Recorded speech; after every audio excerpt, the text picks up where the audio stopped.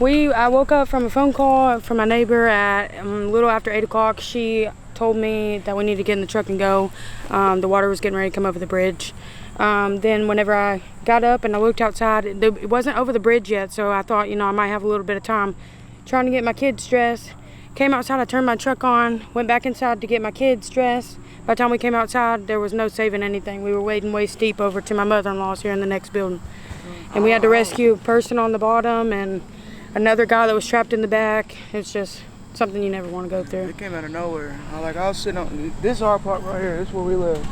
Both vehicles that we own, gone. They're way down that way. I was sitting there smoking a cigarette on the porch, and some guy pulled in and was like, hey, it's about to flood. Y'all need to, go somewhere. So I was like, well, it ain't, I was thinking all day it ain't gonna flood, like nothing like this. Usually like a little flood might get up. So I was like, sitting there smoking a cigarette. As soon as I seen it come up over this bridge, dude, it was just like a mini tsunami. Just, yeah. I ran inside, we started grabbing kids. My mom lived in this top building. So we ran in here. I tried running back to get what I could of my kids. And my house just had a shot, I couldn't even grab nothing because I was just freaking out. And then my mom was like, come on, son. I could hear everybody yelling from over here. But by the time I came back out of that door, this car, that white car was parked right here, up here. And the water was already up to here, moving cars. I came out of that door, I had a duck move away from that car.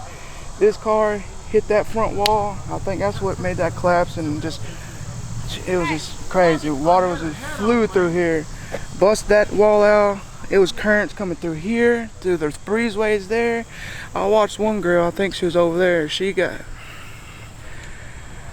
There's a tree right here. She got knocked out by the water. The current was so strong, and it pulled her all the way down here. I seen her smack that tree, and I don't know if it knocked her unconscious or what. I never seen her come back up. Hearing little kids' voices, we're about to die, it's so heartbreaking, man. And that was your kids? You probably lost more. Yeah, my kids were telling me, Daddy, we're gonna die, Dad, we're gonna die. They was writing help me signs hanging them out these top windows for, rescue trucks that were over there and helicopters that was flying above. This other thing. People was trapped in down here, screaming for help. People getting hit by cars I've seen out here. I've never lived in nothing like this. It moved this house right here. That's how fast it was going. This is a house right here that was on a foundation from across the street over there. It was coming. We was in this building. It was coming at us so fast, and everybody was freaking out, running to the back side of that because they thought it was gonna hit this and made this collapse. The water got so high, it was at the top of these, the bottom lower part of the windows up there. We was up there freaking out. We was like, we don't know what we're gonna do. If it gets any higher, we was all trying to prepare, on what to do. Because we didn't know if we was gonna have to climb out the window, try to get to the top or what, it's devastating. Show me what you see over here, like where, just real fast, just kind of walk me through what. You talk, yeah, just in your apartment here, because this is your apartment, right? Yes, sir, it's mine right here. Mine and my wife's. Wow. Yeah, this right here, front part, this was our living room. He's barely hanging on by a thread right there. This was our living room here. And do you want to go in? Yeah, I do. It's up to you if you want to. We had a couch, sectional couch that was right here. We always kept our house clean. You can't tell now. We had a section right here, a bunch of stuff right here. This room right here, there was a wall right here in the hallway there, kitchen there. This was my oldest boy's room. That was right there. My youngest son's room was the next room over where the walls ripped out, and then on the back side of that was my daughter's room. There's a big hole back there too where stuff was just flowing out. It's a disaster, man. I feel sorry for everybody. I've heard there's like 30 something people that's already dead and a bunch more people missing. I heard there was a set of twins that was just found dead over here. How close was it to you guys being the ones that were missing or dead? They say that they found a little girl just not even a football field back here behind the creek back down here.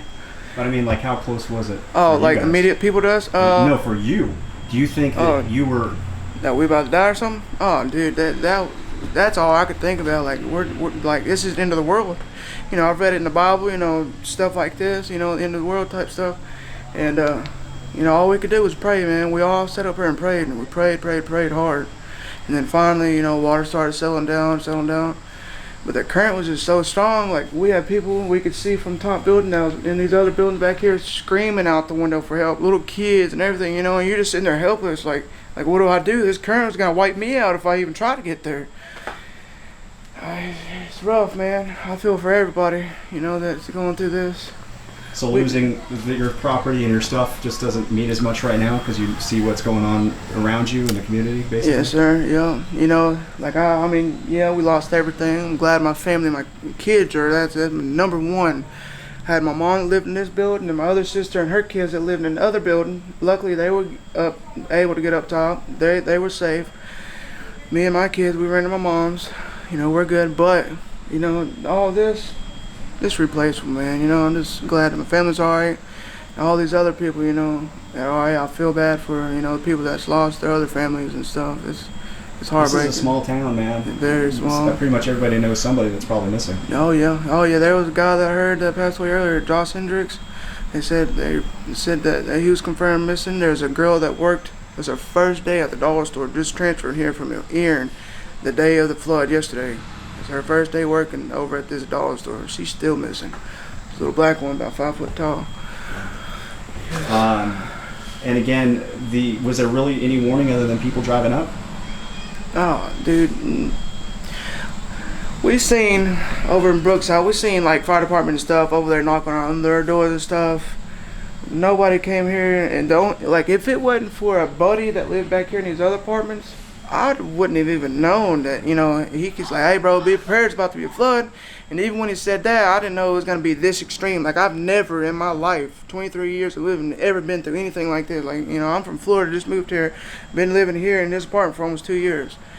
And it's a sad story. How do you describe it to what you saw and what you witnessed? How do you best describe it? A tsunami, like you said? Like a mini tsunami, dude. Yeah, like a tsunami. You know, really there's no even words that I can even describe. Like it's just, we all thought we were gonna die that day. What's your name, sir? Logan Booth. And your wife's name? Her name is Kelsey Booth. K-E-L-S-E-Y? Yes, sir. And Logan's normal, and B-O-T-T-H? Yes, sir. B-O-O-T-H? B-O-O-T-H.